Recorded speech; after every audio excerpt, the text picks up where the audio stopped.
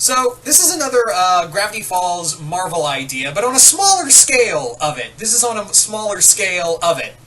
The last one I did was in the vein, I talked about was my Marvel Gravity Falls crossover called Chaos Theory, which was pretty much like a Doomsday Clock-esque story.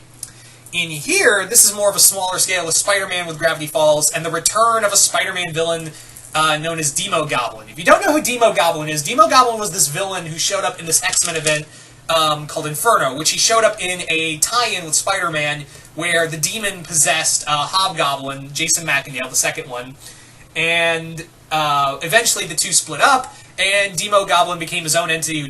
You probably remember him best from Maximum Carnage. That's where everyone mostly remembers him from. But he died. In this story, this is kind of like his resurrection in a way. So, so the story is that Spider-Man's been hunting these reports of a goblin who's been terrorizing, these gangsters. It's been terrorizing gangsters and particularly being in the thorn in the Magia's side. Silvermane and Hammerhead, Tombstone. They're all pretty much like, hey, someone's wrecking our shit and it's a goblin. Last time, this has happened before with Green Goblin and then Hobgoblin later on. So another goblin wants to be, the boss. So so Spider-Man's trying to find out, is this really Demo Goblin back from the dead? And he's like, well, how's that possible? And on the other hand, he's like, well, my enemies find a way to crawl out of a coffin somehow, so I might as well figure it out. Meanwhile, this is going on. He encounters Dipper and Mabel, who have moved to the city with Grunkle Stan and the rest of the Mystery Shack gang, and they're pretty much like, yeah, Spider-Man, fuck you. But they meet Peter first, and he's like, oh, you're the guy who takes Spider-Man, pictures of Spider-Man. Yeah, fuck your friend. And he's like, why? Because superheroes don't do shit, that's why. Superheroes only make problems worse. So, yeah, Spider-Man is like, well, these guys are weird, but, they got a point. Sometimes I feel like I do more harm than good as Spider-Man. And while this is going on, Demo Goblin is waging a one-man war, but not as a way of, he's being the Punisher. He's trying to culminate all this power for himself.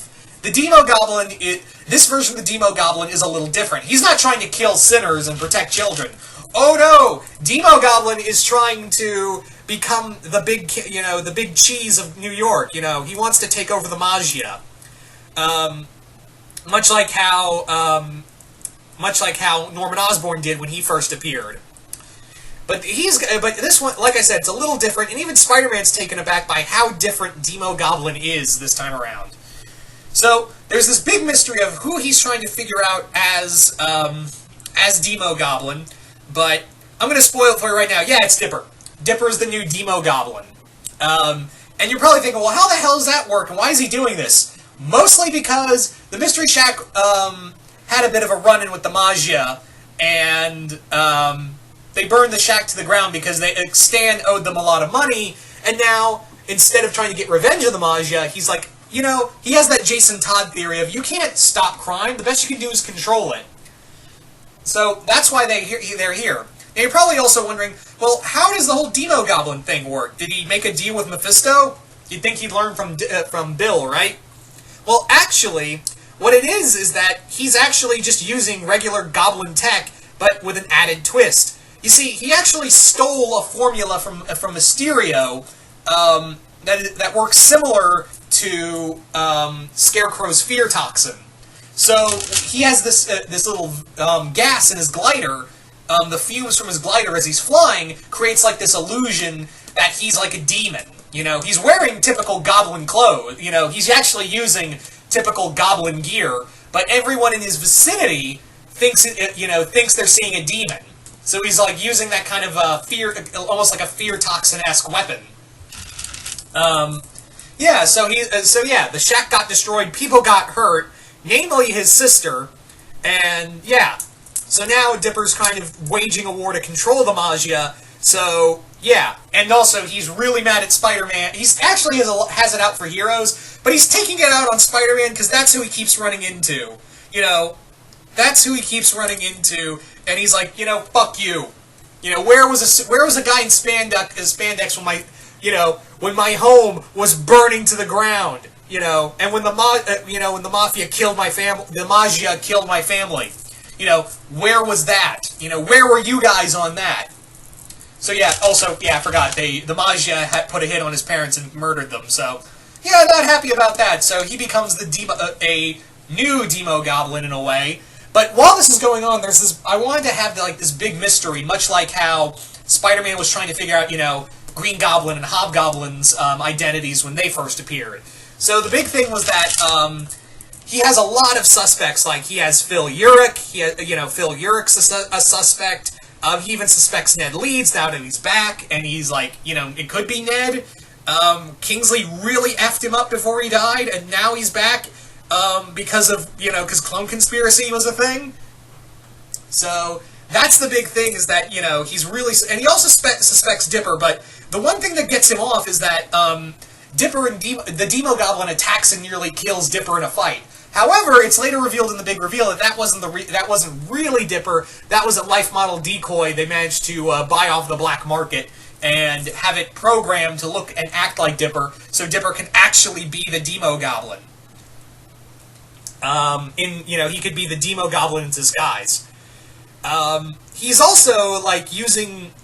He also used a goblin formula on himself and Mabel. He used it both on himself and Mabel, because Mabel, during the attack from the Maggia, was severely wounded, so they stole this, unstable form of the goblin serum to heal her. It made her a little unbalanced, no more than she already is, and it gave him extra strength, but it made him completely batshit insane and crazy like a fox. So this is where he got the whole idea. He's like, well, New York's always had its share of goblins. Might as well show them what a real goblin can do.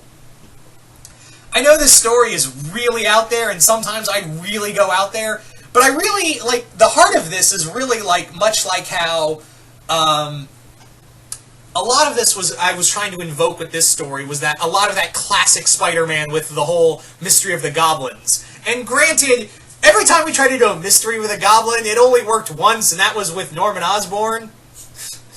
Yeah, it only worked with Norman. But, yeah, I figured, how about try again and not make it suck? And, yeah, I always prefer having Gravity Falls characters as either, heroes or, really, reluctant heroes or really bad, as really bad guys. Because, let's face it, they're not exactly good people. They're kind of evil, they're all kind of evil in their own regards. So, if anything, I do see them following the righteous path every now and again, let's be honest, their hearts are kind of evil. They're full of evil. They're some evil motherfuckers. Let's be real, guys. So there you go, guys. So you tell me in the comments below, what do you guys think of this story? Do you guys like it? Do you guys hate it? Comment below, let me know. And yeah, if you can see the Gravity Falls characters as certain Spider-Man villains, who would you see them as? And also, what did you think of this story? What did you think I did with Demo Goblin? Just comment below, let me know. Once again, hope you all enjoyed this, and I will see you guys later.